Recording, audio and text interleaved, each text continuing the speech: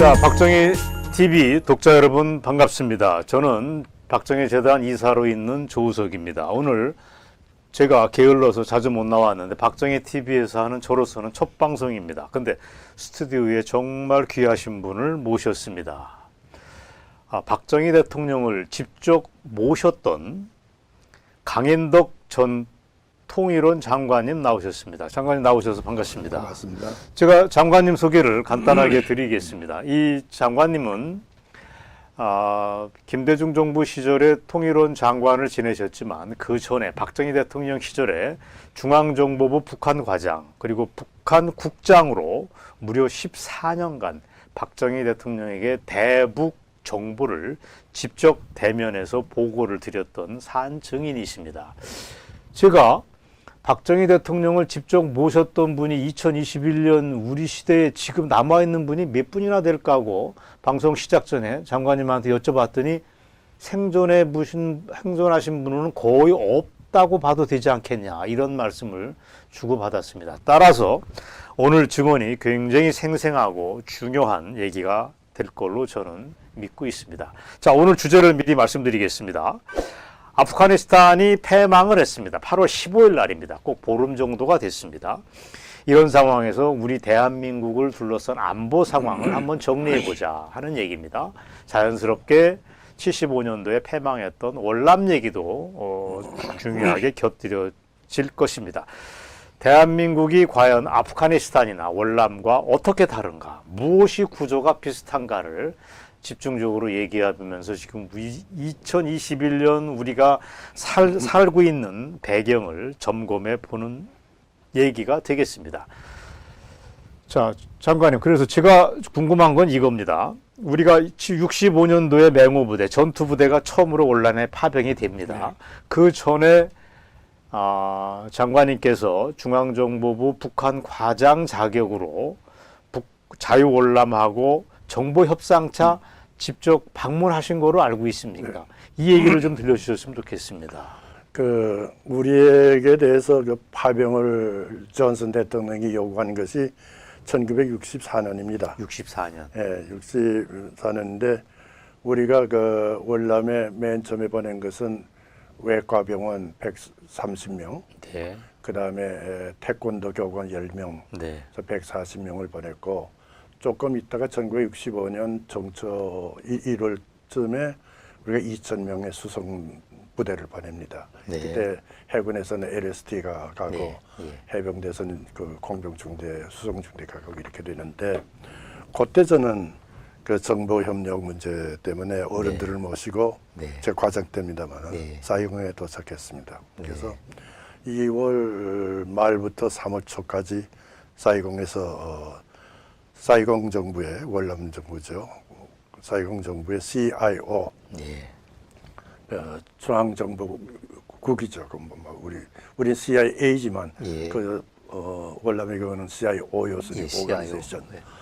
그래서 거의 일주일 9시부터 저녁 5시까지 회의를 했죠. 어른들은 밖에 나가서 정책적인 문제 다루고, 다만 이제 남아서 월남의 정보 요원들과 같이 호지민 루트가 어떻고 베트콩이 어떻고 하는 그런 전술적인 문제 상황을 들었는데, 저는 일주일 동안 그들과 회담하면서 느낀 것이 정보 요원의 기본적인 이데올로기라고 할까? 이념은 대체로 보수적인 경향인데 조금 이상하구나 하는 건 느꼈어요. 우리가 6.25 때 승리한 이유가 우리 싸울 의지가 있었거든요. 동시에 자유민주주의를 지키겠다는 확고한 신념이 있었기 때문에 미국이 우리를 도왔을 때 이게 성공하는 거지. 그렇지 않으면 성공할 수 없는데, 그때 느낀 것이, 저는 더구나 정보한 사람이기 때문에 장개석 군이 대륙에서 쫓겨나온 모택특권에게 쫓겨나온 그 원인도 자세히 알고 있던 저이기 때문에 그런 관점에서 월남의 정보 요원들과 대화를 시작한 거죠. 느낀 것이 호지민에 대한 인식이 우리하고 다르구나. 어떻게 다릅니까? 우리는 호지민을 공산당, 뭐 전통적인 공산주의자니까. 그렇죠. 1920년대 고민테론부터 활동한 사람이니까. 그렇습니다. 전통적인 전형적인 공산주의자인데. 그렇습니다. 이 남베트남 사람들을 특히 정보용언까지도 국부로 민족주의자라고 보고 있더라고요. 그런 인식을 갖고 있는 것 같아요. 깜짝 놀랄 만한 얘기입니다. 깜짝 놀랐죠. 그쪽 CIO의 정보 분석관이면 엘리트인데 엘리트까지도 상대방 그 사이공 정부의 엘리트까지도 호지명을 그렇게 본다는 국부로 모신다. 더구나 그때는 그 밤에 되면은 예광탄이 그 사이공 시내에서 네. 막 올라갈 때입니다. 네, 그러니까 네, 네. 그 베트콩이라는 게 뭔가니 남쪽에서 활동하고 있는 임시정부 혁명정부예요. 그렇습니다. 그 베트콩이라고 부르거든요. 그렇습니다. 거기다가 저 북쪽에서 들어온 그 북베트남군 예. 합해서 그 활동하고 있을 때인데 네. 그런 그 어려운 시절인데 정말 사활을 걸어놓고 싸움해야 될 그런 시점에 네. 정보 담당 요원까지도 사상 의식이 이르면 이게 될까 하는 걸 느꼈죠. 또 하나 느낀 것은 그 오랫동안 그 일주일 이상 그 회의를 하다 보니까 상대방이 미안했던지 저희들에게 저녁을 내겠다고 그랬어요. 그래서 사이공 시내에서 조금 떨어진 차이나타운에서 밥을 먹으러 갔는데 네. 제가 좀 일찍 갔어요. 일찍 네. 갔으니까 그 안내자가 한 30분 정도 시간이 있으니까 좀 돌아보면 어떠냐. 그래서 돌아보러 그 가자고 해서 밑에 내려가 봤더니 군복은 물론이거니와 총, 총, 권총, 권총, 소총 소총 다 파는 거예요. 네. 그래서 이게 어떻게 된 거냐? 빨리 미군 신품이죠. 네, 네, 네. 자, 이렇게까지 유출되고 있나? 뭐 유출 안 되는 게 뭐 있겠어요? 뭐 탱크 같은 거야 뭐 못하겠죠. 장갑차 같은 거는. 장관님이 저랑 그때 얘기하셨지만 탱크 빼고는 모든 무기가 다 북베트남한테 넘어가는 상황이었다. 다 살 수 있겠구나 하는 느낌이었어요. 네, 예, 예. 거기다가 또 그 작전에서도 미군들이 들어와서 지금 작전하고 있는데도 제대로 움직일 수 없도록 그 제재를 하더라고요. 그저 월남 정부가. 예. 마치 1945년 이후 1949년까지 중국 대륙에서 모택동이한테 장개수군이 쫓겨나올 때와 같은 그거랑 같다. 그러한 것을 비슷하게 느꼈어요. 그렇습니다. 그래서 나 같은 전수 30대니까 네. 뭐 아무 두려운 것도 없고 예, 예. 그럴 때니까 이런 상황에서 과연 전쟁에 이길 수 있을까 하는 의문을 갖기 시작한 거죠. 그리고 났는데 내가 2월달에 2월 하순에 지금 들어가기로 돼 있었는데 타이페이에 도착해서 이제 홍콩을 거쳐서 그때는 사이공으로 가는데 타이페이에 도착했더니 들어오지 말라고 하는 거예요. 사이공 정부에서. 네, 네, 네. 우리 일행을. 네. 왜 그러냐니까 방금 쿠데타가 일어났다는 겁니다. 그래서 쫓겨나는 사람 누군가니 상군 총사령관이에요. 아, 예. 칸 네. 육군 중장인데 네. 총사령관이 전문의들한테 장교들한테 쫓겨나는 겁니다. 네. 그러니까 우리 들어가지 못하고 며칠 기다렸다가 사이공 탄선도 공항에 도착했는데 도착하고 나니까 그 뭐 말할 수 없죠. 그래서 맨 구석에서 우리만 내렸어요. 네. 그리고 회의를 끝나고 한 일주일 한 열흘 후에 우리가 나오는데 그 사람이 같이 탔어요. 네. 비행기에 네. 망명하는 겁니다. 아이고야, 원 세상에. 그러니 이게 한참 전쟁 한 판에 네. 상군 총사령관이 쫓겨나는 쫓겨나서. 이런 쿠데타가 일어나고 네. 안에서는 그 모양이고 네. 뭐 사방에서 예강탄은 터지고 네. 베트콩 활동하고 월남군은 이미 들어와 있었고 휴전될 때 1972년에 약 14만 5천이 있었으니까요. 네. 북베트남군이 월남 17서선 이남에 이야, 그렇게 많이 있었어요. 그럼요. 대규모 병력이네요. 대규모 병력이죠. 네. 뭐 그런 현상이 때문에 월남이 망하는 건데 결국 가장 중요한 것은 전쟁하는 나라에서는 국민들이 전쟁할 의사가 있느냐, 의지가 있느냐, 싸울 군인들이 의지가 싸울 있느냐, 준비가 돼 있느냐, 예, 이게 예. 중심이죠. 제가 파악하고 있기에 그때 남베트남의 정규군 병력이 57만이었습니다. 60만이 네. 채 안 됐는데 그중에 유령 군인들도 굉장히 많았고 그렇죠. 아까 장관님은 사이공 옆에 차이나타운에서 탱크 빼고는 다 거래가 되더라. 그게 북베트남한테 넘어갈 수 있었다 하는 얘기를 하시는데 제가 나중에 자료를 보니까 전투기하고 탱크까지도 북베트남한테 넘어갔다고 합니다. 그렇죠. 저 이 얘기도 호지명 루트를 나는 네. 그 정부 실무자니까 분석관이니까 네. 북쪽에 침투를 어떻게 하느냐 네. 물었더니 잘 모르는 거예요. 네. 그래서 호지명 루트가 어떻게 되고 어떤 식으로 베트강한테 북쪽에서 무기가 돌아오고 어떻게 여기 원조 물자가 왕 것이 빠져나가고 하는 걸 전혀 모르고 있는 거예요. 그래서 되돌이켜 보면 75년도 월남의 패망, 그다음에 불과 보름 전 아프가니스탄의 패망이 하나로 원인은 나옵니다. 결국 외부의 적에 대해서 싸울 의지가 자국민이 있었느냐 없었느냐 하는 문제에서는 아프가니스탄도 그렇고 남베트남도 역시 없었습니다. 거기에 비해서 지금 대한민국 2021년 현 상황은 어떻다고 보셔야 됩니까? 저는 6.25 때 우리가 난 6.25 참전자니까요. 그렇죠. 학도병으로 참전하셨습니다. 3년 동안 싸웠으니까. 예, 예. 난 북쪽에서 1950년 11월 말에 내가 형님들이 여기 계셨기 때문에 남쪽에 와 계셨기 때문에 형님들을 만나러 11월 달에 도착해서 곧장 난 군대 들어갔으니까. 네. 그러니까 50년 12월 초부터 나는 휴전될 때까지 1955년까지 육군에서 근무했기 때문에 네. 그때 우리가 생각했던 거와 지금 그때 베트남 사람 오늘의 아프가니스탄 이렇게 비교해 보면은 이게 그때까지 우리가 가지고 있던 북쪽에 관한 태도보다도 오늘의 태도가 너무 안일하지 않는가 그런 생각이에요. 왠가니 너무 우리가 전쟁이라는 걸 모르고 살았기 때문인 게 아닌가. 네. 그러니까 휴전된 것이 1953년이니까 네. 70몇 년 전에 하니까 거기다가 우리가 월남에 파견한 것이 1965년부터 1972년까지니까 그 기간에 그래도 전쟁이라는 걸 우리 군인들이 알았었는데 그 후 지금까지는 전쟁은 모르죠. 그렇습니다. 그런 의미에서 너무 안일하게 평화적인 이런 그 환경 속에서 모르고 자랐기 때문에 전쟁 자체를 얼마나 그 어떤 준비를 해야 되는지에 대해서 인식이 부족한 것이 아닌가. 그러니까 제가 다시 한번 여쭤보면 1950년 6.25 전쟁을 치르신 장관님의 입장에서 보자면 아프가니스탄이나 월남에 비해서 우리는 이미 6.25 때 벌써 싸울 의지가 있었다는 말씀이죠. 그렇죠. 좋습니다. 그거는 저한테 굉장히 고무적이고 제 짐작하고도 맞는데 제가 아는 상식이랑 맞는데 2021년 지금은 어떻다고 보십니까? 그러니까 지금 조금 해이하지 않는가. 해이해졌다. 북쪽에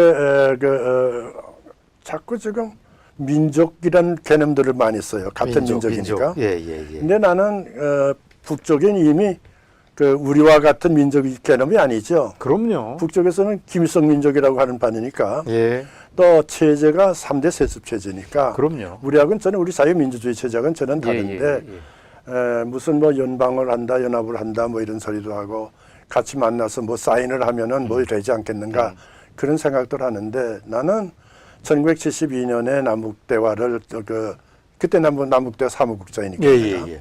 그래서 난 평양도 2번이나 갔다 와서 김일성하고도 만나서 얘기도 한 사람이기 때문에 그런 안일하게 그 남북 관계를 생각하는 것이 아닌가. 민족이란 개념 가지고 모든 것을 포용할 수 있지 않겠는가.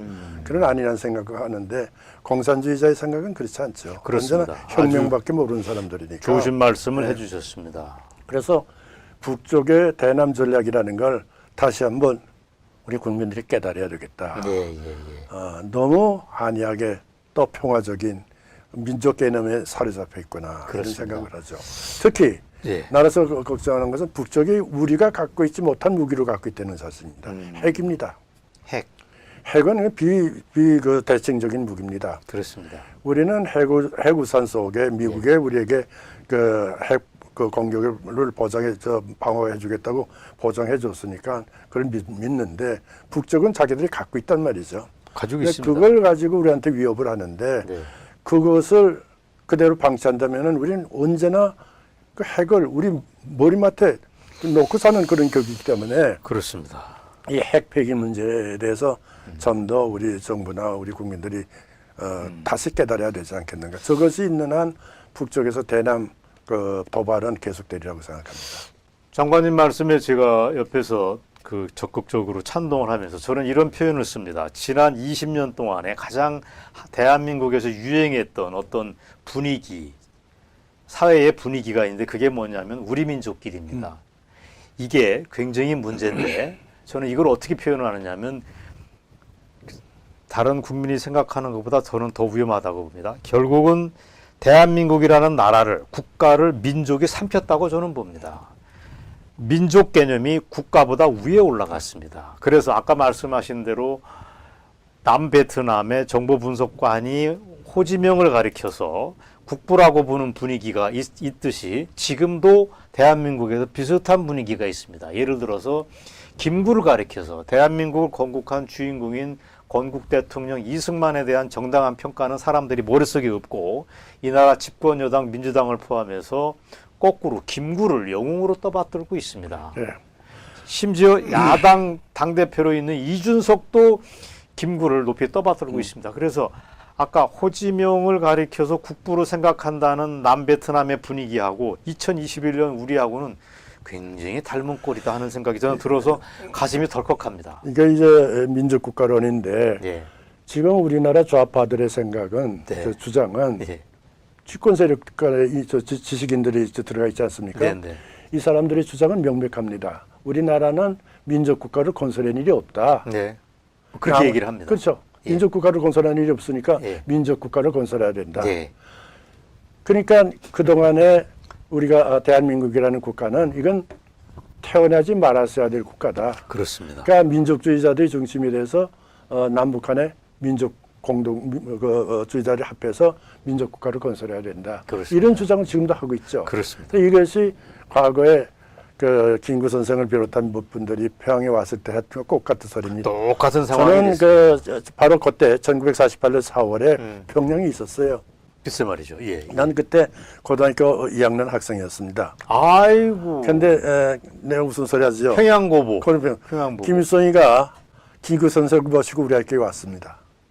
그리고 평거리과 아, 저는 몰랐더랬습니다. 왔는데 그때 강의를 누가 한 거 아니 세상 떠났습니다만 연세대학에서 형법을 강의한 정영석 교수가 그분이 그때 우리 경제지리를 가르쳤어요. 그분이 그날 강의를 할 때입니다. 하는 시간인데 그렇군요. 김구 선생을 모시고 김일성이가 들어왔습니다. 그래서 우리한테 말은 동무들 다 날 보시오. 그래요. 그래서 우리 다 봤을 거 아닙니까?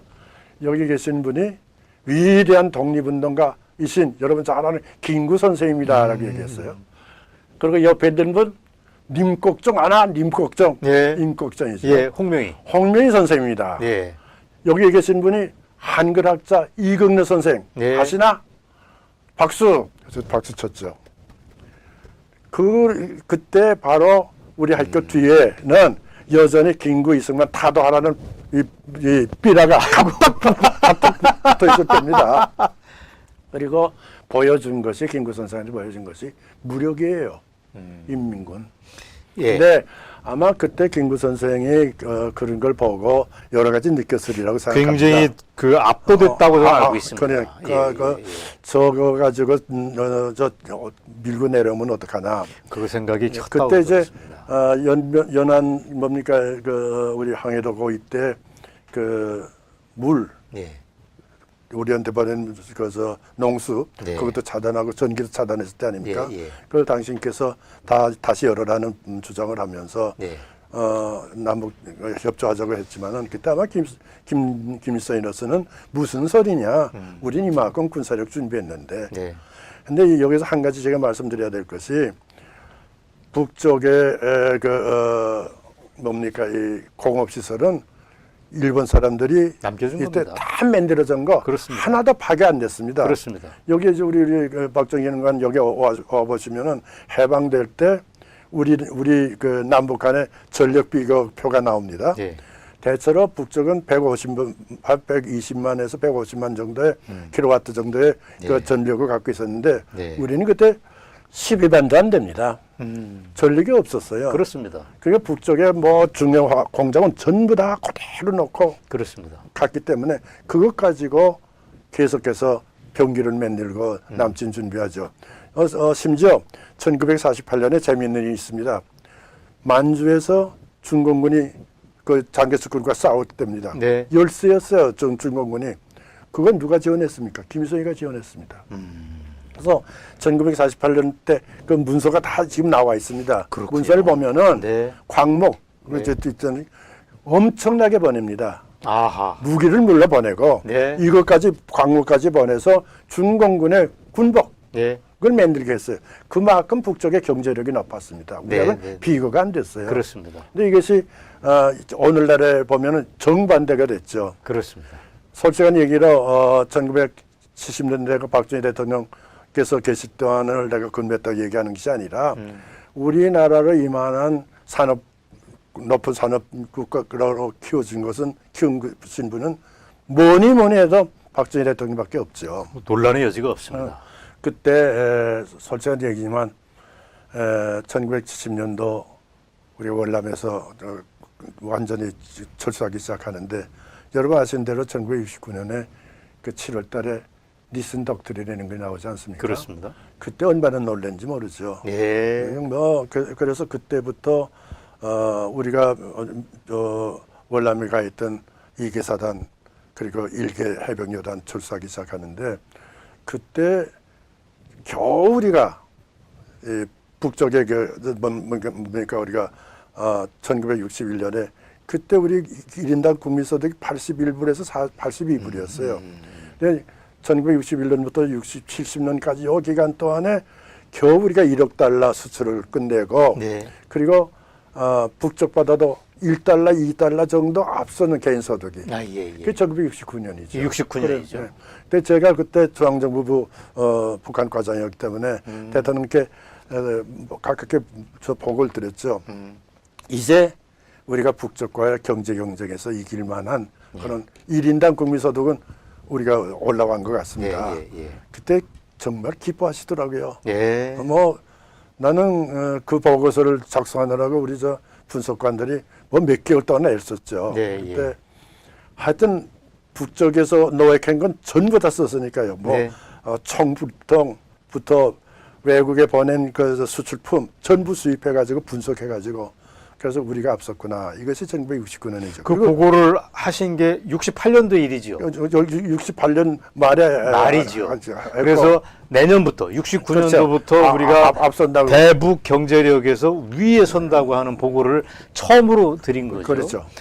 제가 그 얘기를 장관님이 그 얘기를 3년 전에 박정희 재단에서 했던 포럼에서도 하셨는데 저는 굉장히 흥미롭게 들었습니다. 박정희 대통령이 그 얘기를 아마 그 얘기를 듣고 싶어서 경제 개발에 매진을 했는데 드디어 대북 문제에 대해서는 최고 전문가인 장관님이 그 얘기를 보고를 하신 거란 말이죠. 제 기억이 맞다면 장관님이 맞다고 얘기해 주시죠.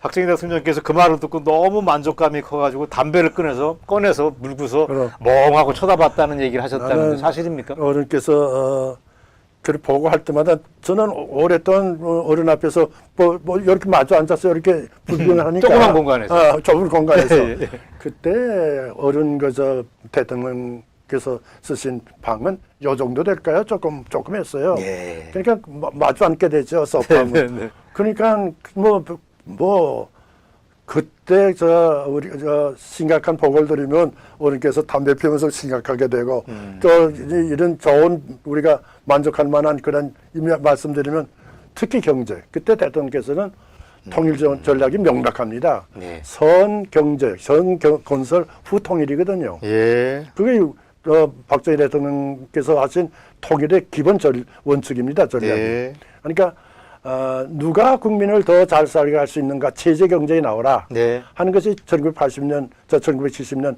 8.15 선언 아닙니까? 그렇습니다. 그러니까 그런 말씀을 하실 수 있는 뭐로 자신감이라고 할까? 자신감. 그것이 70년대 생기는 거죠. 그렇습니다. 그때가 우리가 1960년대 그 가장 어려웠던 빈곤, 네. 굶주림, 네. 특히 보릿고개 그걸 넘기고 가발 수출하고 뭘 수출 1억 달러 하고 그 다음에 70년대 가면 10억 달러 거의 수출 나오는데 네. 그때부터 우리가 70년대 소위 중화학고급지대로 넘어가지 않습니까? 예, 예, 예. 그때죠. 그렇습니다. 그래서 제가 장관님의 회고에서 굉장히 주목하고 재밌어 하는 게 바로 68년도 말에 박정희 대통령한테 독대에서 보고를 하면서 대북 경제력에 우리가 우위를 점하한다.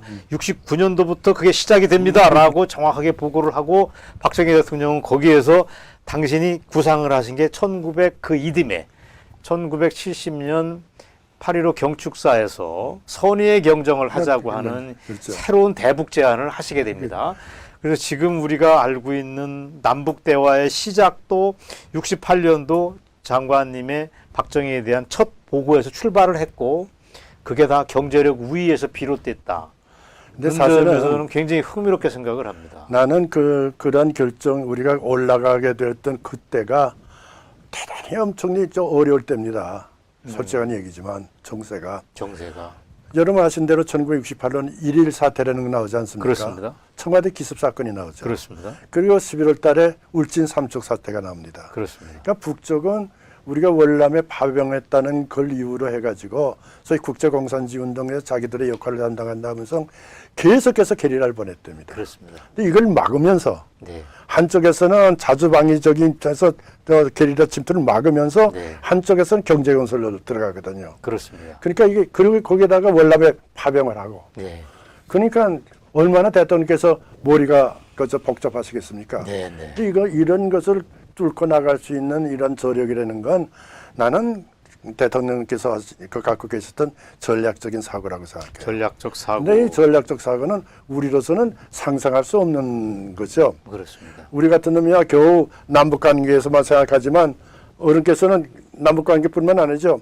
대미관계, 중공관계, 주변의 지정학적인 조건, 우리의 경제력 전부 다 보셔야 되지 않습니까? 예. 그 더구나 월남에 파견했는데 니슨 독들이 나오니까 철수해야 되고 우리 이계사단 나가 있던 거 철수해야 되고 그 뭐 상당히 복잡한 시대죠. 그렇습니다. 그래서 분명히 해야 될 거는 지금은 뭐 당연하다고 생각하지만 남북 대화의 시작 자체가 박정희 대통령의 작품이라고 그렇죠. 하는 거. 그리고 그 배면에는 뭐가 있었냐?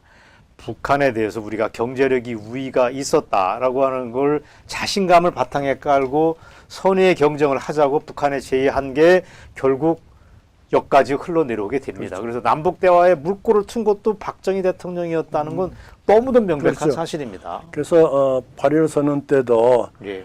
그거 작성을 그 청와대에서 대통령께서 말씀하셨기 때문에 대통령께서 상당히 넓게 생각하셨던 것 같아요. 네. 애당초는 그 8.15 연설문은 상당히 미리 만들어졌습니다. 이 7월 말경에 거의 다 끝냈었어요. 네. 근데 그걸 휴가 가신 분 대통령께 보내서 그때 강상욱 대변인인데 네. 근데 다시 좀 검토해보라. 그래서 다시 왔어요. 그래서 그걸 우리가 8월 초에 강상욱 대변인이 저희들 불러서 갔더니 여러 가지 국제 정세 월남 문제 다 얘기 끝나고 나니까 나오면서 문서를 나한테 주는 거예요. 네. 강 과장, 이랬더니 이거 한번 검토해봐. 네. 이게 뭡니까? 그러니까 그 어른께서 그 8.15 선언 8.15 연설문인데 조금 수정하래, 하시래. 그래, 근데 그 대변인께서 하셔야죠. 그러니까 아니야, 오늘 우리 얘기한 거 이거 다 정리해봐. 그래서 그래서 받아가지고 와서 제가 밤새 밤에 밤새가면서 그 읽어봤더니 그렇게 명문장일 수가 없어요. 그렇군요. 그런데 사실은 거기에 좀 더 추가해달라고 우리에게 말씀하신 것은 좀 더 적극적으로 북한에 대한 평화공존의 의지를 표시해라. 예를 들면 거기에 이제 남북 교류도 뭐 하자 하는 얘기까지 넣어라. 이런 말씀이었어요. 그래서 그걸 염두에 두고 경제교류, 무슨 기자교류 뭐 이런 걸 다 저는 써서 들었죠. 예. 그러니까 그걸 청와대에서 받아가지고 다시 대통령 연설문로 만들어서 내놓은 거예요. 그게 8월 한 7, 8일 되죠. 15일 날이니까. 네. 그런데 이걸 내놓고 났더니 우리 법무부에서 이호 법무부 장관이죠. 네. 그리고 그때 검찰총장이 신직수 검찰총장입니다. 네. 또 보더니 이거 안 큰일 났다. 된다는 이거 거 안 된다. 이게 뭐 북쪽을 우리가 적이고 이런 놈한테 어떻게 우리가 남북 교류를 하느냐. 방공법, 국가보안법이 다 위반된다는 얘기입니다. 그래서 대통령께서 저희들 보고 다시 검토를 해보라고 그래서 갑을 정말 난산 토론을 했죠. 그때 네. 비서실장이 김정겸 비서실장님이시고 네. 그때 통일부 장관은 김영선 통일부 장관. 네. 난산 토론을 했죠. 네. 그리고 또 답이 안 나와요. 그러니까 대통령께서 다 내려오라. 해서 내려갔더니 어떻게 된 거냐. 하고 말씀하시니까 안 합의 못 받습니다. 그러니까 대통령께서 연설문을 받으시더라고요. 하더니 당석에서 쭉 긋더니 써줬었어요. 그게 8.15 선언입니다. 예. 나는 함성 우리한테 강부장 이거 문서니까 그 인쇄를 해가지고 사전에 우리나라 오피니언 리더들한테 설명을 해야 되지 않겠어? 그래서 8월 12일부터 15일까지 뭐 아침 저녁 밤까지 뭐 돌아가면서 정교계에서 언론계 무슨 군인 뭐 제한군인에 전부 막아가지고 딱 뭐 이게 그 우리가 그때가 연설하기 2, 3일 전에 설득하는 설명하는 사전 그래서 브리핑을 설명회를 했죠. 사전 설명회를 사전 브리핑을 그때 했죠. 그때 김계원 그 중앙정보부장 때입니다. 네. 제 판단에는 그랬습니다. 그러니까 8.15 그 경축사에 박정희 대통령이 남북 관계를 변화시켜야겠다고 하는 모든 에너지와 아이디어를 다 넣었죠. 부으신 겁니다. 네. 그런데 그때 법무부 장관 2호, 검찰총장 신직수 이런 분들이 이거 큰일 난다라고 다 사사건건 반대한 거 아닙니까? 그런 자, 이거를 염두에 두자면 그게 벌써 50년도 전 그렇죠. 일입니다. 그때에 비해서 대한민국 2021년 지금 대한민국이 풀어줘도 너무 많이 풀어졌다는 생각을 저는 합니다. 그래요. 이건 아닙니다. 그러니까 북쪽의 기본 전략을 분명히 알고 그렇습니다. 여기에 대항하는 대항 조치를 해가면서 푸는 거지. 그렇습니다. 그걸 몽땅 풀어서 안 되는 거죠. 예. 그러니까 특히 우리가 1972년에 남북대화를 7.3 공동성명 발표한 다음에 평양에 갈 때 저도 남북조절위원회로 가서 김일성이와 같이 점심을 먹었어요. 같이. 네. 그때 김일성이 얘기하는 소리를 듣고서 이게 말이 아니구나. 분명히 우리 앞에서 이런 소리를 했어요. 합작합시다. 합작합시다. 합작이 뭡니까? 위험한 얘기죠. 그 합동 작업 주는 거예요. 그게 그렇습니다. 국공 합작 아닙니까? 그렇습니다. 통일전선이죠. 아주 음흉한 얘기죠. 그걸 얘기하더라고요. 그래서 이건 끝났다. 아, 이런 식으로는 북쪽과 대화가 안 되겠다. 그렇습니다. 돌아왔을 때 저희들 뭡니까 이 판문점을 넘으니까 청와대에서 막바로 들어오라고 그래요. 들어와서 어른 앞에서 얘기를 할 때 우리가 이런 설명을 했죠. 각하 전략적 변화가 없습니다. 오케이. 전술적 변화는 있습니다. 예. 근데 전술적 변화 가지고 전략적 변화를 유도하기는 그건 어렵습니다. 그 말씀드렸더니 웃으시면서 그때 김정필 씨가 총리예요. 네. 총리는 어떻게 생각하느냐? 나도 동감입니다. 이렇게 네. 말씀하시더라고요. 대통령께서 그때 말씀하시기를 그래 무슨 변화가 있겠어? 벽돌을 한 장 한 장 골라 싸듯이 남북대화는 이렇게 가야 돼. 아, 서두르지 마라. 그래서 우리 남북대화 사무국장이었으니까 우리는 이제는 안심하고 이거는 통일을 남북대화를 하자는 본인의 입장에서는 앞으로 가고 싶거든. 그렇습니다. 어른께서 벽돌을 한 장 한 장 쌓아 올라가듯이 요거의 기본이니까. 중심을 잘 잡으신 거네요. 그럼 안심하고 이제는 서두르지 않아도 되겠구나. 실무자 입장으로 볼 때는 그럼 또 마음이 너무 편한 거죠. 편한 거죠. 대통령께서 중심을 잡으시니까 잡았으니까 우리는 실무적인 것만 백업해 드리면 된다. 나면 되죠. 그때도 북쪽 대표들이 여기 비밀리에 왔을 때 대통령께 이런 말씀하셨어요. 어른끼리 그러니까 김일성이하고 대통령께서 정상회담을 하시죠. 네. 두 분이 약속하면 다 됩니다. 그 말씀하셨거든. 아니 그때 대통령께서 이런 말씀하셨어요. 북쪽 대표 보고 그 박성철인데 불사한테 평양 가깝습니다. 1시간 반이나 2시간이면 자동차로 갑니다. 저녁 때 가서 냉면 먹고 돌아올 수가 있습니다. 그렇게 하자면 가지요. 그런데 지금 그런 거 할 때입니까? 오케이. 진전된 다음에 네. 무언가 합의가 돼서 우리가 통일 문제에 좀 진전된 다음에 나하고 둘이 만나서도 괜찮습니다. 될 겁니다. 이게 지금 정상회담에서 뭘 하겠다는 겁니까? 그러니까 정상회담을 우리가 자꾸 여설 제의하는데 그때는 북쪽에서 제의해 왔죠. 그때 박성철이 직함이 부주석이었습니다. 부수석이었죠. 자, 박성철이가 남북 정상회담을 해서 두 어른끼리 직접 맞아. 다 해결하십시오라고 하는 제안을 했을 때 박정희 대통령은 No. 오 하고 한번 지금 그거 할 때가 아니다. 아무것도 없는데 뭘 만나서 뭘 어떻게 하자는 거냐? 나는 아이들 데리고 그러니까 따님들이죠. 좋습니다. 데리고 가서 냉면 먹고 가면 냉면 한 점, 그럼 저녁 먹고도 돌아올 수 있는 거리입니다. 네. 정말 가깝습니다. 예. 그런데 지금 뭘 하겠다는 뭘 거냐 하겠답니까? 그렇게 될 일이 아닙니다. 남북 정상회담에서 뭘 어떻게 하자는 어떻게 거냐? 하겠답니까? 당시께서 이런 소리 아니 요 가까운 요 500m 여기까지 날 시하겠다고 당신네 게리라 보내지 않았어.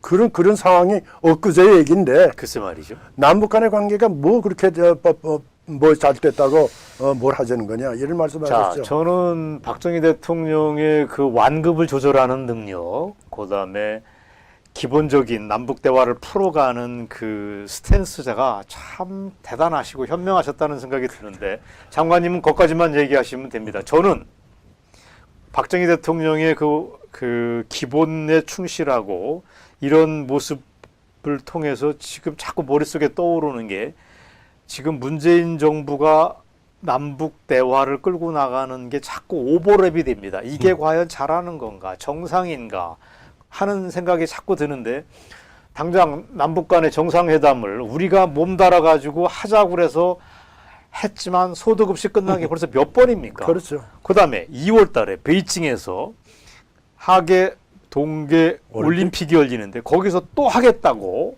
서두는 모습을 보면서 야, 역시 박정희 대통령 70년대 남북 대화가 여전히 우리한테 한 번쯤 되새겨 볼 만한 그 무엇이구나. 교훈이죠. 레퍼런스구나 하는 거기 생각이 교훈이 다 들어가 있어요. 교훈이 다 들어가 있습니다. 그러면, 네.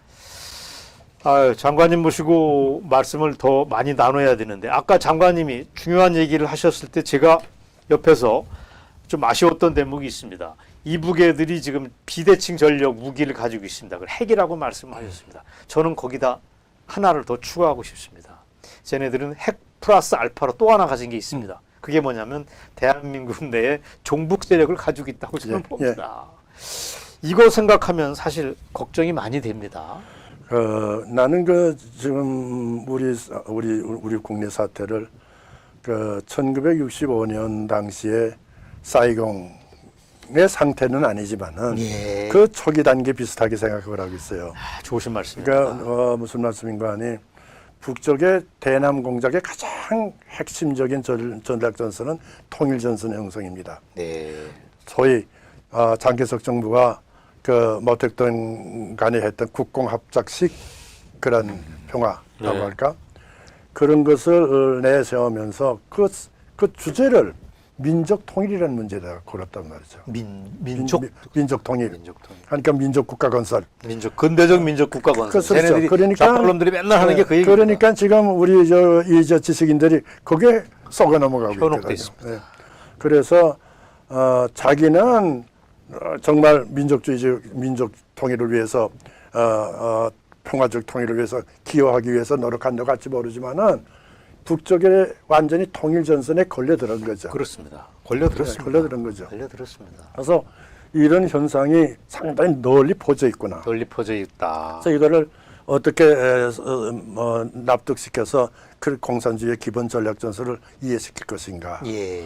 그런데 가장 지금 어렵다고 생각하는 건 북쪽이 핵과 미사일을 갖고 있기 때문에 네. 뭐 자칫하면 전쟁이 일어나지 않느냐 이런 자꾸 얘기들을 하고 있거든요. 네. 잘못하면 남북 간에 북쪽에서 도발 행위를 강화시킨다면 우리가 이거 경제적으로 어떻게 할 거냐 뭐 여러 가지 얘기를 하는데 이거는 그렇게 쉽게 북쪽이 뭐 또 광범위한 도발 행위를 할 수 있는 여지가 될까? 저는 그렇게 쉽지 않다고 생각합니다. 왜냐하면 좋으신 말씀입니다. 국제 정세가 예. 지금 미국이 소위 대중국 전략을 바꾸고 있지 않습니까? 네. 그게 우리 제일 앞쪽에 있습니다. 우리가 그렇습니다. 그렇기 때문에 우리는 이 기회일수록 미국과의 협력을 강화시켜야 되지 않느냐. 우리 옳으신 이때 말씀입니다. 1969년을 생각합니다. 69년에 예. 니슨 독트린을 발표하고 한국에서 아시아에서 미군을 철수하겠다는 얘기를 니슨이 그렇게 얘기하면서도 동맹국가에 대해서는 그렇게 하지 않겠다고 얘기를 했어요. 네. 그러나 그때도 우리의 생각은 자칫하면 우리 있을 때도 2개 사단이 있을 텐데 네. 1개 사단 철수하겠다고 그랬으니까 이거 나머지 1개 사단 맞아갈 수도 있다. 그래서 자주 국방 기술 발전시키는 거죠. 예.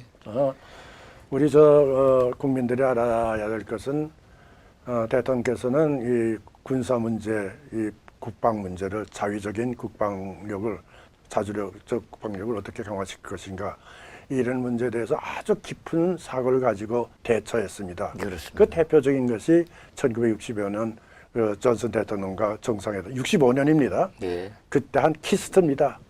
키스트. 예. 우리 그 알고 있습니다. 예, 예. 그때 월남에 우리 파병 문제를 논의하시면서 왜 키스트를 지원해달라고 했겠는가? 글쎄 말이죠.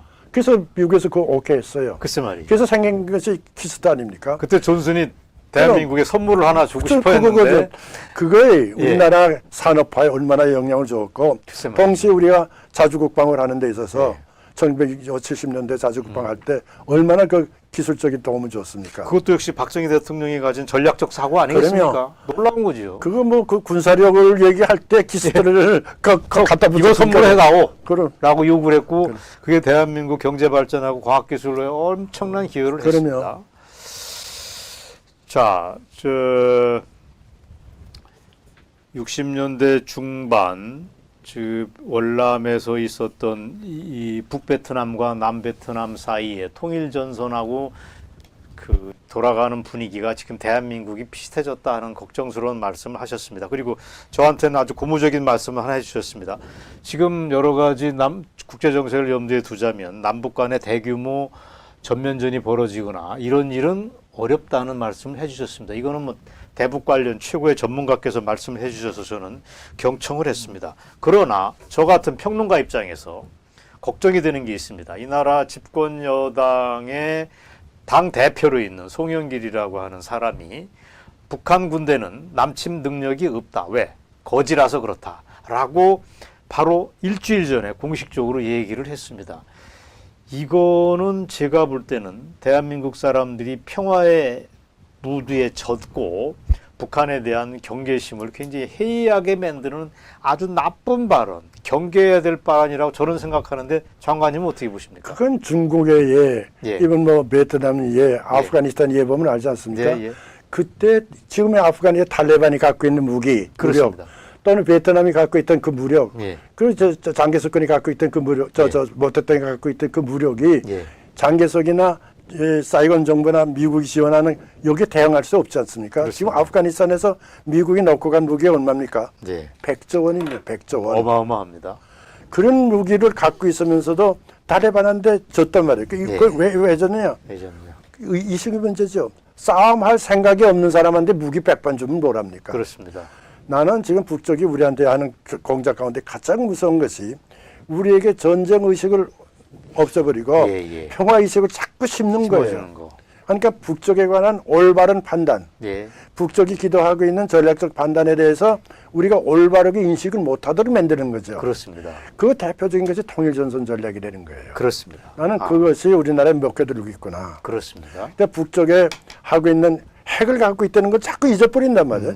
핵을 그건 미국의 핵을 쓰기 위해서 갖고 있겠습니까? 네. 나는 만약에 ICBM을 북쪽에서 또 한 번 쏜다면은 미국이 가만히 있지 않으리라고 생각합니다. 네. 북쪽이 ICBM, SLBM 같은 거 쏘면은 미국 가만히 안 있고 거기다 방어 대책을 쓸 텐데 이렇게 되면 곧 미니트맨이다 뭐 이런 것을 미국이 아시아 지역에 배치할 겁니다. 이거는 중국의 영향이 가는 거죠. 네. 이런 전략적인 문제가 오기 때문에 지금 북쪽에 갖고 있는 핵은 미국을 때리겠다고 떠들지만은 네. 사실은 그 목표는 바로 타겟은 대한민국이죠. 그렇습니다. 그 미사일과 그 핵은 우리를 공격하겠다는 것이 미국을 공격하겠다는 게 아니거든요. 네네. 자꾸만 무슨 ICBM 발사만 안 하면 괜찮고 뭐 이런 식으로 얘기하고 있거든요. 네. 그러니까 북쪽이 갖고 있는 핵에 대한 올바른 인식을 가져야죠. 맞습니다. 또 어떻게 핵을 아무리 김정은이라도 감히 핵을 남쪽에 쓸 수 있겠느냐 이렇게 낙관적으로 생각하는데 아니 북쪽이 생각하는 혁명이라는 게 뭡니까? 네. 이거는 그 개발할 때 얼마나 많은 북쪽 동포를 희생시켰습니까? 그렇습니다. 1966년부터 1968년까지 3년 동안에 고난의 행군 예. 숫자적으로 치면은 뭐 300만이 굶어 죽었다고 얘기하지만 최소한도 몇십 마리 굶어 죽었거든요. 예. 그렇게 굶어 죽으면서도 핵을 만들었단 말이에요. 그렇습니다. 이거 왜 했겠느냐 말이에요. 그렇죠. 결국 우리를 대한민국 살려야지. 삼키려고 하는 거 그렇지. 아니겠습니까? 이 위협, 이러한 사고, 예. 이것이 북쪽의 사고라는 걸 우리가 알아야죠. 그러니까 북쪽의 김정은 제지가 김정은 일당이 갖고 있는 남한에 관한 인식을 올바르게 보고 답을 해야죠. 맞습니다. 장관님이 아까 말씀하셨듯이 우리는 은연중에 이북 애들의 통일전선 전략에 포로가 이미 됐다는 그렇죠, 생각을 저는 듭니다. 그래서 굉장히 걱정스러워서 사실 장관님한테 그런 멘트를 듣고 싶어서 제가 자리를 네. 만들었는지도 모르겠습니다. 자, 박정희 대통령으로 다시 돌아가겠습니다. 박정희 대통령 얘기 관련해서 3년 전에 우리 박정희 재단에서 포럼을 주최했는데 그때 우리 장관님께서 기조연설을 하셨습니다. 그때 참 짧으면서도 아주 기가 막힌 연설을 하셨습니다. 그때 들었던 옛날 이 에피소드 중에 하나 이게 있었습니다. 72년도에 파리에서 미국하고 북베트남 사이에서 레둑토하고 키신저하고 사이에서 평화협정이 막 이제 하고 있을 때 그때 서울에서 박정희 대통령이 당신의 스텝을 모아놓고 회의를 하시면서 앞으로 평화협정이 저거 맺어지는 건 대세인데 그러면 자유월남이 남베트남이 얼마나 버틸까 하는 얘기를 주변의 분들에게 물어보면서 당신께서 의견을 얘기하셨다는데 그 얘기 좀 들려주시기 바랍니다. 그때가 1972년 11월인가 12월 달 겨울 됩니다. 그러니까 예. 파리 협정이라는 게 4개국입니다. 사자입니다. 그럼 그때가 사자입니다. 10월 그러니까 유신 선포 전입니까 이후입니까? 남북 베트남하고 예, 그게 남에서 하는 베트콩 대표가 들어가 있는 거예요. 그렇습니다. 거기다 미국이거든. 예, 그 사자가 파리 협정, 평화협정 체결하는 겁니다. 사자였고 사장이죠. 이거를 알선한 사람이 키신저예요. 예. 이것 때문에 노벨 평화상을 땄다고 하는데 예. 나는 도저히 좀 믿어지지 않는 얘기죠. 이 사자가 합의해서 완전히 정전 평화협정 체결 이렇게 하거든. 그때 북쪽에 그 군대가 14만 5천 정도가 17도선 이남 월남 지역에 들어와 있을 때입니다. 엄청난 대규모네요. 이런 때 파리 협정이 체결된단 말이죠. 그러니까 우리 정부 하는 사람의 입장에서는 이거 다 끝났구나. 뭐 이제는 완전히 끝났다. 그러셨군요. 이제 곧 미국은 다 나갔으니까 네. 우리도 다 철수했고. 그러니까 이건 뭐 얼마나 갈까? 이 걱정이 태산 같았죠. 그래서 우리가 저 4.5 대책 문제를 브리핑하고 났더니 대통령께서 다 있는 데서 물어보는 거, 뭐 질문하셨어요.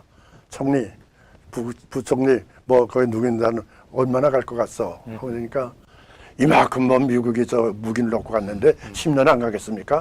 뭐 5년 안 가겠습니까? 이렇게 쭉 얘기를 했어요. 대통령께서 가만 듣고 계시더니 그 어른께서 좀 심각할 때는 담배를 피우시거든요. 담배를 피워서 그러시더니 가만 계시더니 나는 3년이라고 본다고 그래요. 그래서 나는 뒤에 있으니까 3년 하고 노트했죠. 웃었어요? 3년 하고. 근데 1975년 4월 30일 아닙니까? 예. 73년 초에 평화협정 사인이 되고 그로부터 2년 뒤에 했지만 72년도에 협정 그렇죠. 준비가 있을 때니까 72년에 12월 달에 우리가 보고를 했으니까 그렇습니다. 그러니까 73, 74, 75죠. 예. 3년 동안에 완전히 망하는 거죠. 예. 그래서 이런 그 지금도 생각하면 저런 전략적 판단 이건 우리로서 상상할 수 없는 거죠. 그때 제가 기억이 맞다면 박정희 대통령께서 3년 본다는 얘기할 때 손가락 3개를 딱 들어서 나 3년 본다 이렇게 얘기하셨다는 그래. 맞습니까? 그 맞아요.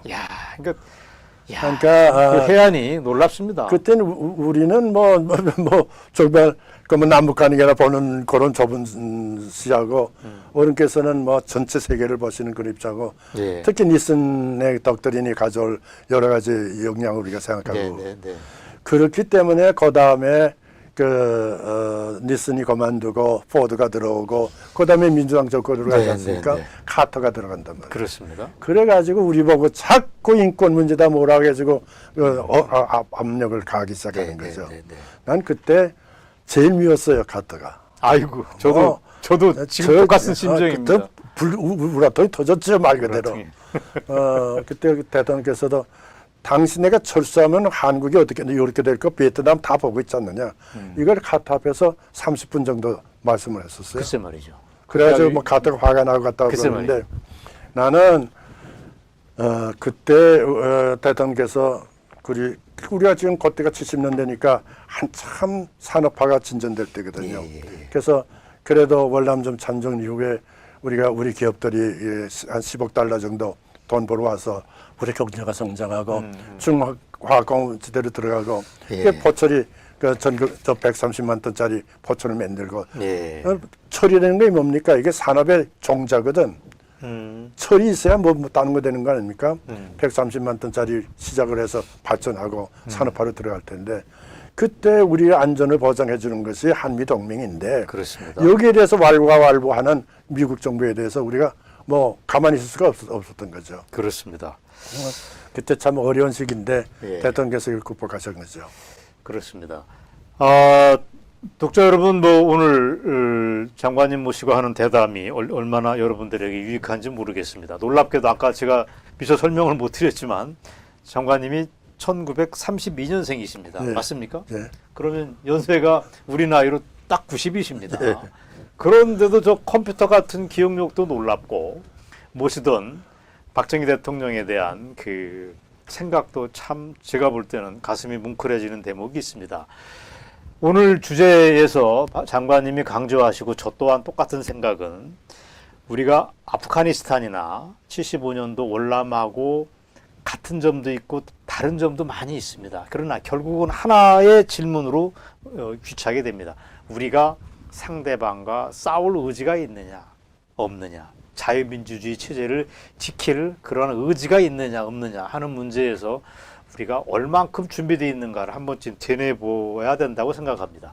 자, 장관님, 이 얘기가 대충 마무리해야 될 국면인데 준비해 오신 것 중에서 이것만은 박정희 TV 독자들한테 전달해야겠다 하시는 말씀이 있으면 시간에 상관없이 말씀해 주시기 바랍니다. 나는 60년대 62년부터 78년까지 북한 정보를 담당한 사람인데 네. 가장 중요한 것은 평화는 거저지 않는다.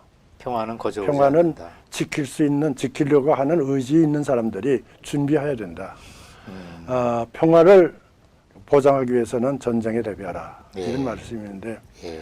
지금 우리가 너무 경제적인 성장에 우리가 들떠 있는 것 같아요. 네. 북쪽과 우리와의 경제력 비교를 해보면 딱하죠. 예. 북쪽은 지금 1200달러입니다. 1인당. 예. 예. 우리는 35,000달러 아닙니까? 그렇습니다. 그러면 우리의 30분의 1 정도죠. 네. 게다가 전체 경제력으로 볼 때는 우리가 50배 정도입니다. 그렇습니다. 이건 인공위성 사진에서 한반도로 찍으면 금방 나타납니다. 예. 우리 남한은 대낮같이 밤에 찍었는데 대낮같이 환하고 예. 북쪽은 뭐 캄캄합니다. 예. 지금 북쪽에서 제일 중요한 건 식량 문제 아닙니까? 그렇습니다. 금년에도 한 100만 톤 정도 모자랄 겁니다. 그러다 보니까 북쪽은 가난하다. 저게 무슨 힘이 있느냐. 자꾸 이렇게만 보고 경제력은 그래서 우리의 우위만 생각하는데 그러니까 도와주자. 인도적 지원에 우리 반대하지 않습니다. 네. 도와줘야죠. 네. 그러나 북쪽이 변하지 않고 지금까지 유지하고 있는 세대를 김일성부터 3대까지 내려오는데 이 70여 년 동안에 변하지 않고 계속해서 지키고 있는 그 원칙이 뭔가니 적과 통일입니다. 그렇습니다. 어떻게 해서라도 남한에서 인민민주주의 혁명을 해야 되겠다. 네.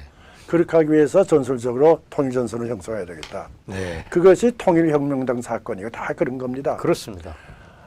최근에도 간첩탑 사건이 청주에서 발견되지 않았습니까? 예. 계속해서 끊임없이 변함없이 대남 도발을 이런 식으로 하고 있습니다. 이것은 겉으로 볼 때는 대단히 평화적이고 민족적이고 무슨 평화통일적이 이렇게 생각하지만은 이면에는 언제나 이중적인 그런 그렇습니다. 사태를 갖고 있죠. 이런 사람들과의 대화이기 때문에 남북과의 관계이기 때문에 언제나 가장 강한 경계심 그중에 억제력이라고 할까? 네. 억제력을 보장하고 그 다음에 대화로 나가야 되죠. 네. 힘이 없으면 맥힙니다. 그렇습니다. 힘이 있어야 북쪽에서 오케이 하죠. 나는 지금 이런 소리를 했어요. 우리 그 삐라 살포 금지하는 게 있지 않습니까? 네. 그걸 보면서 느끼는 것이 지금 북쪽에서 가장 약한 거리가 뭘까 북쪽에.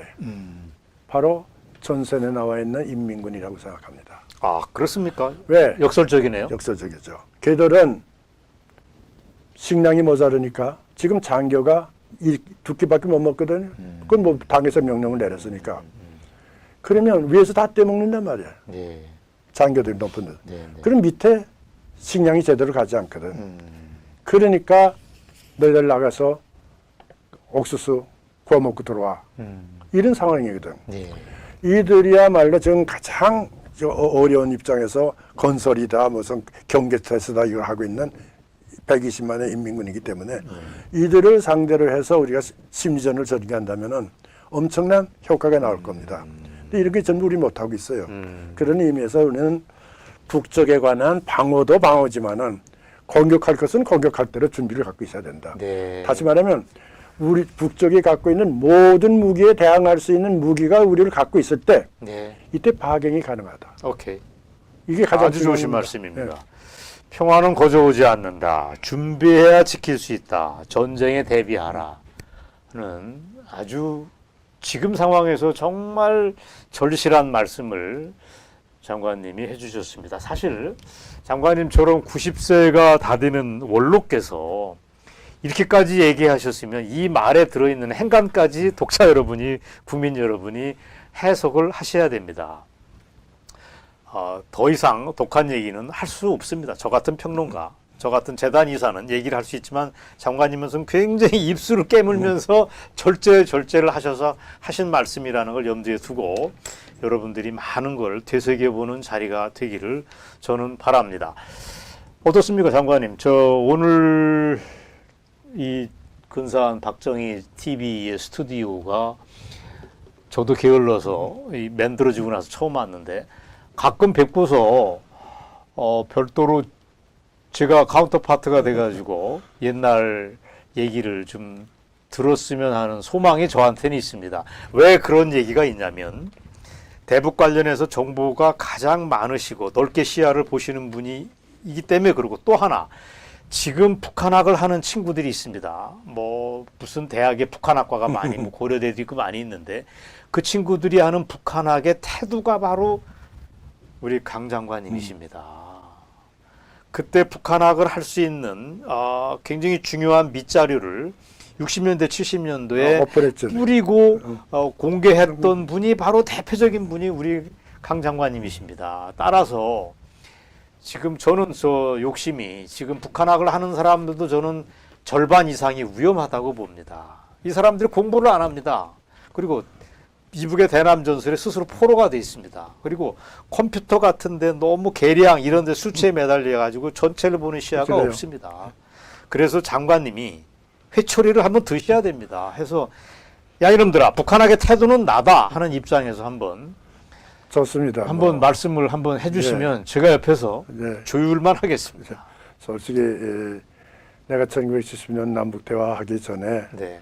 몇 개의 기관을 만들었어요. 예를 들면 북한 연구소, 국제문제연구소. 북한 연구소를 만드신 것도 장관님이셨습니다. 그렇죠. 제가 만들었죠. 그래가지고 북한을 스터디해야만 국민한테 알려야만 남북 대화도 되지 않겠어요?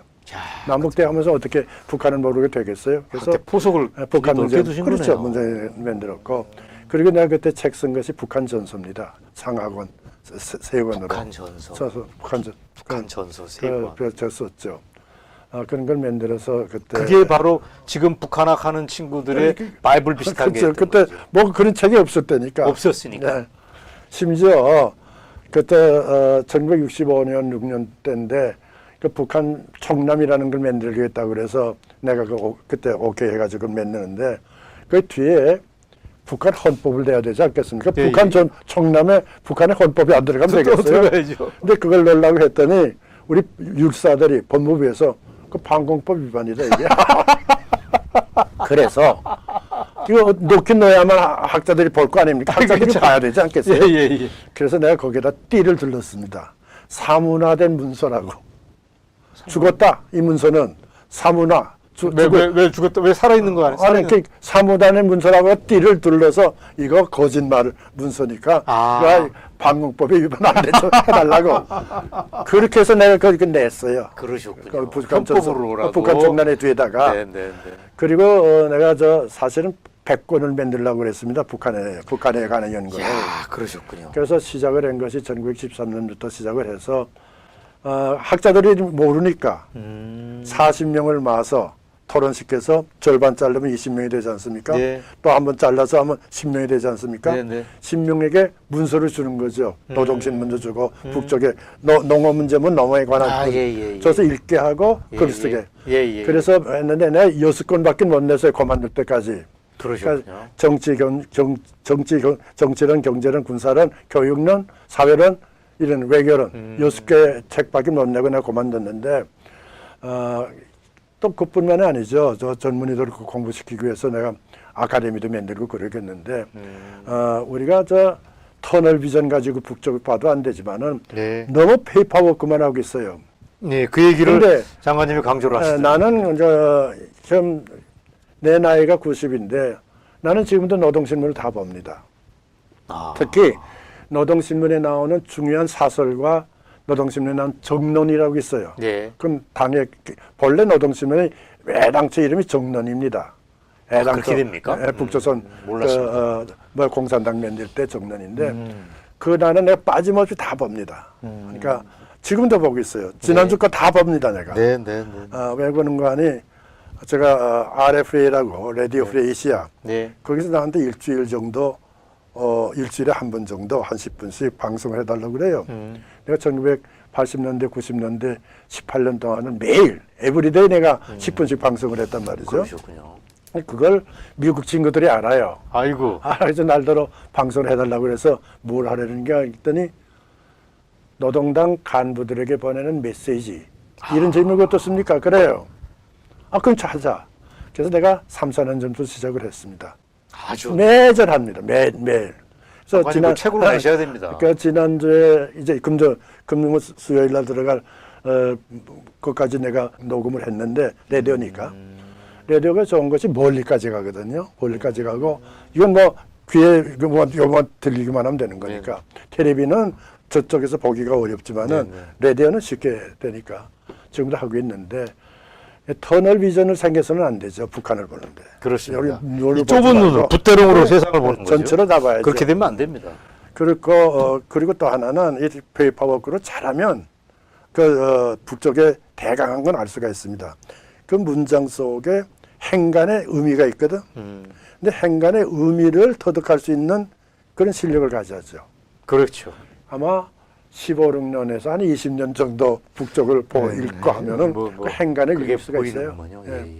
뭐 그런 전문가들을 양성되는 게 그렇게 쉬운 일이 아니죠. 그러니까 우리 전문 학자들이 많이 생겨서 나와서 일하는 것에 대해서 대단히 고맙게 생각하고 바람직하다고 보는데 좀 더 과학적으로 그리고 지금도 어떤지 모르겠습니다만 제가 할 때는 북쪽이 우리보다 경제력이 좀 높다고 그래서 아시아, 아프리카 개발도상국가에 자꾸 물건을 팔았어요. 네. 자동차도 팔고 무슨 트랙터도 팔고 했지 않습니까? 나는 북쪽에서 수출했다고 하면 어김없이 거기에 나가 있는 우리 요원들 시켜가서 상사에 나가 있는 코트라에 나가 있던가 우리 요원이던가 누굴 시켜서라도 반드시 그 물건을 사왔어요. 그렇습니까? 그래서 지금 방공연맹짜리 지금 잠든다. 네. 거기 가면 트랙터니 자동차니 다 있을 거예요. 지금도 보관돼 있습니까? 아마 지금 밖에 다 너무 오래서 다 썩은지 모르겠는데 사가버렸겠죠. 쭉 전부 다 한 거죠. 선반, 골반.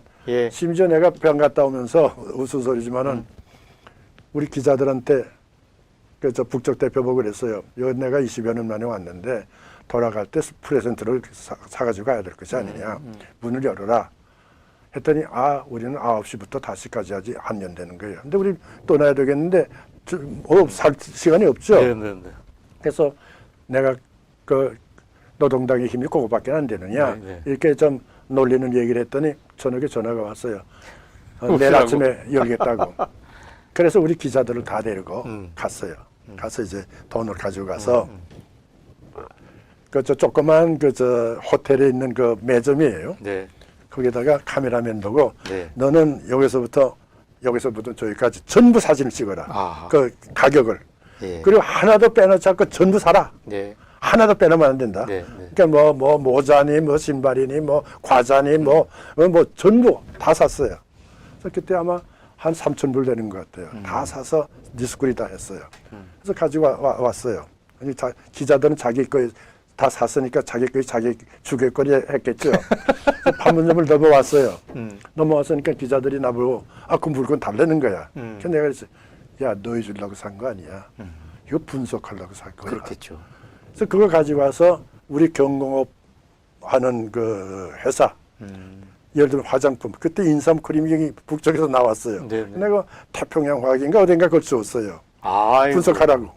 아이고. 그래서 전부 다 그 분석복을 받았죠. 네, 네. 네. 그래서 북쪽의 물건을 다 분석을 했어요. 이런 식으로 북쪽의 과학적인 페이퍼워크만 할 것이 아니라 물건을 분석해서 거기에서 나타나는 데이터, 기술 능력 이것까지 몽땅 다 한꺼번에 보는 그런 북한 분석이어야 되죠. 예.